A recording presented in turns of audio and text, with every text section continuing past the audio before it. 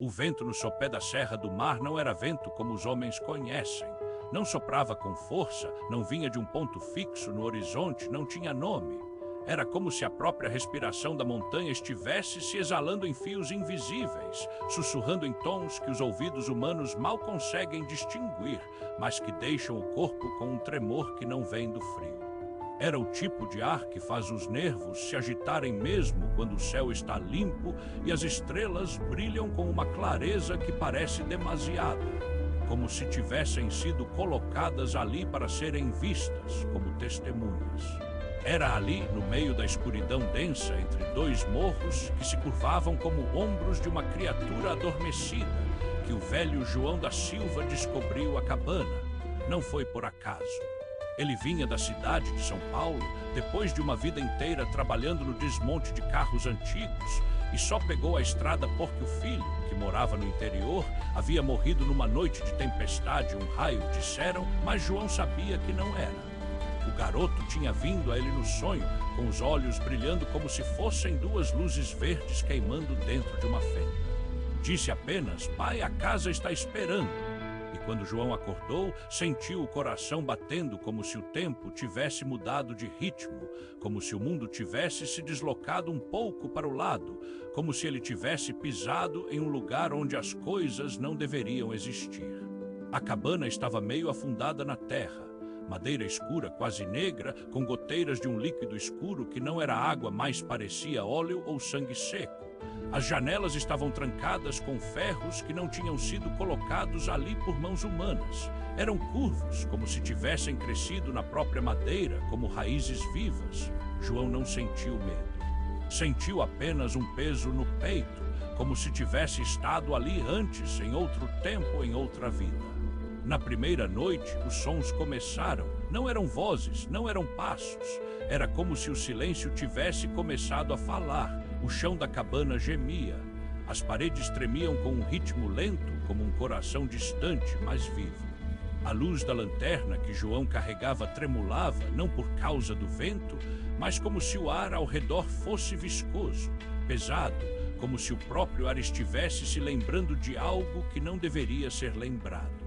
Na manhã seguinte, ele encontrou o caderno, aberto, encostado na mesa de madeira rachada, com letras que não eram escritas com tinta, mas com algo que parecia escorrer da própria página, como se a tinta fosse sangue seco.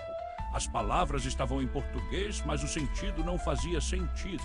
Dizia, eles não vêm de fora, eles são o que está dentro, eles estão esperando para serem lembrados. Eu me esqueci deles, agora eles me lembram. João não entendeu, mas sentiu um frio que não vinha da temperatura. Sentiu que o ar estava mais denso, mais vivo. E então, pela primeira vez, ele ouviu o som de passos dentro da casa, mesmo quando sabia que estava sozinho.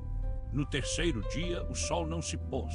Ou melhor, ele se pôs, mas não desceu. Ficou preso no horizonte como uma ferida aberta, sangrando luz dourada e vermelha que não se apagava. O céu era vermelho, mas não era o vermelho do pôr do sol. Era o vermelho de uma ferida aberta na carne do mundo. João saiu para olhar. A floresta ao redor estava diferente. As árvores tinham mudado de forma. As copas não se moviam com o vento, mas se curvavam em direção à cabana, como se estivessem se inclinando para um rei invisível. E então, em meio ao silêncio, ouviu uma voz não falada, mas pensada, como se tivesse nascido dentro da sua cabeça, sem que ele a tivesse chamado. Você chegou. João olhou para trás. Nada, apenas o vazio, mas o ar estava mais pesado, mais denso, como se o ar tivesse se transformado em gelatina. Ele sentiu o cheiro de terra úmida, mas também de algo mais antigo, como o odor de um túmulo que nunca foi fechado. Naquela noite, o caderno mudou. As páginas se dobraram sozinhas, como se fossem mãos, e as palavras começaram a se mover, não se deslocavam, elas se reformavam.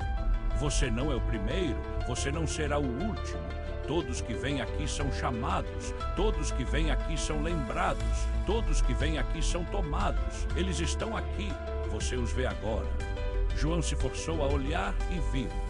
Na parede oposta à porta, a sombra não era a sombra do corpo.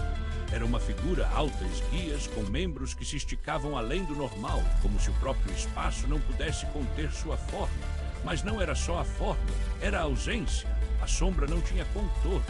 Era como se o que ela representava tivesse sido desenhado com o vazio em vez da luz. E quando João olhou fixamente, sentiu que a sombra o olhava de volta, não com olhos, com uma presença. Ele gritou, mas a voz saiu como um sussurro, como se o ar não quisesse que o grito fosse ouvido. Eles estão aqui, eles estão em todos os lugares, mas só os que estão prontos para escutar podem vê-los. Na manhã seguinte, o sol estava de novo no céu. Mas agora, ao olhar para o horizonte, João percebeu que as estrelas ainda estavam lá mesmo no dia, e não eram as mesmas. Alguns pontos brilhavam de um azul que não existia na natureza. Outros piscavam em padrões que o cérebro humano não conseguia decifrar. E então, no alto, acima da serra, algo se moveu. Não era um avião, não era um satélite. Era um formato, uma estrutura que não se encaixava na geometria humana. Parecia feita de pedaços de escuridão, como se tivesse sido construída com buracos no espaço. E ela girava lentamente, sem som, sem movimento aparente, mas com uma rotação que fazia o céu parecer se dobrar. João caiu de joelhos, não de dor, de terror, uma dor que não vinha do corpo, vinha da alma, como se algo dentro dele tivesse sido tocado, arrancado, substituído. E então o vento voltou, mas agora ele não vinha do norte ou do sul, vinha de dentro, do chão, da parede, do ar. Sussurrou: "E você está pronto?" A cabana se mexeu, as paredes se alargaram, as portas se abriram para dentro como bocas, o chão tremulou e de dentro do chão da cabana, algo se ergueu. Não era um ser, não era um corpo, era uma presença. Uma coisa que não tinha forma, mas que ocupava espaço, como se o espaço tivesse sido feito para ela. Era como se o universo tivesse se dobrado para acomodá-la. João tentou gritar, tentou correr, mas seus pés não se moveram, sua boca não se abriu, sua mente estava sendo limpa. E então, por um instante, ele entendeu. Eles não vinham do espaço, eles eram o espaço. Eles não eram alienígenas. Eles eram o que estava por trás do espaço, o que existia antes do tempo, o que se move sob as estrelas, não como criaturas, mas como leis, como o silêncio entre os sons, como o vazio entre os mundos. Eles não queriam o mundo, eles queriam ser lembrados. E João, o velho João da Silva, que tinha perdido o filho, que tinha sonhado com a casa, que tinha seguido o chamado, era o canal. Eles estavam dentro dele. Agora, o vento parou, o silêncio voltou, mas não era o silêncio de antes.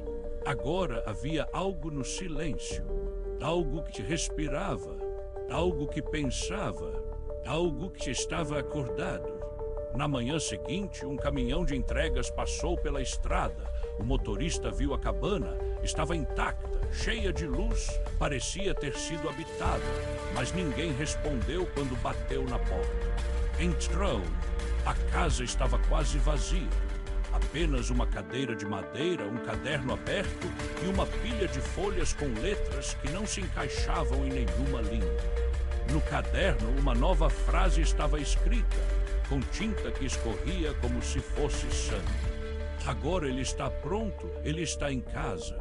E na parede, ao lado da lareira, havia uma sombra.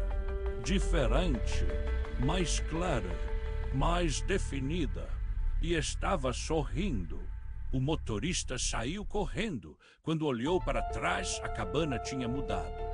Agora, a porta estava virada para dentro, como se a casa tivesse se transformado, como se o mundo tivesse se dobrado, como se em algum ponto o mundo não tivesse parado de existir, mas tivesse começado.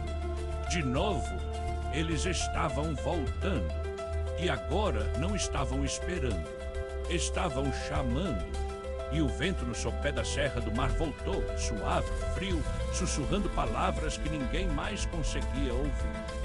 Mas agora alguém escutava, alguém que não era mais humano, alguém que estava aqui há muito tempo, alguém que só precisava de um nome. E João da Silva, que um dia foi homem, agora era o nome que chamava. o nome que esperava. O nome que em algum lugar do fundo da mente, em algum ponto entre o mundo e o vazio, ainda sussurrava. Venham! E o universo, de alguma forma, ouviu.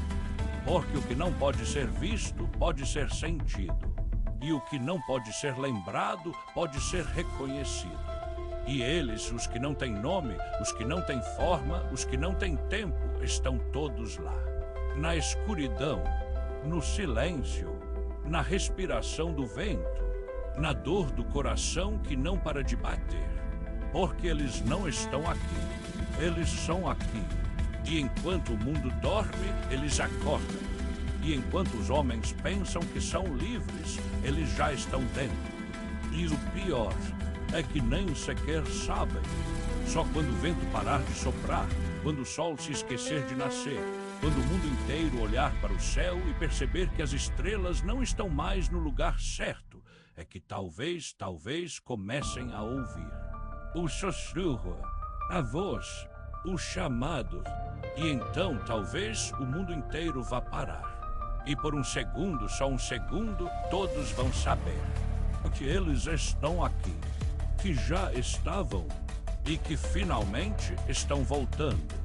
Porque o tempo não é uma linha, é um círculo, e o círculo se fecha, e o vento volta, e o sussurro começa. E você, leitor, que está lendo estas palavras, você já ouviu, ou só está esperando. Porque se você escutar muito tempo, ouvirás, e quando ouvir, não será mais o mesmo, porque então você também será chamado, e a casa estará esperando, e o vento não parará, e a sombra não se esquecerá, e o silêncio nunca foi silêncio, foi apenas o que eles deixaram para trás, quando se viram, quando se lembraram, quando finalmente disseram, chegamos,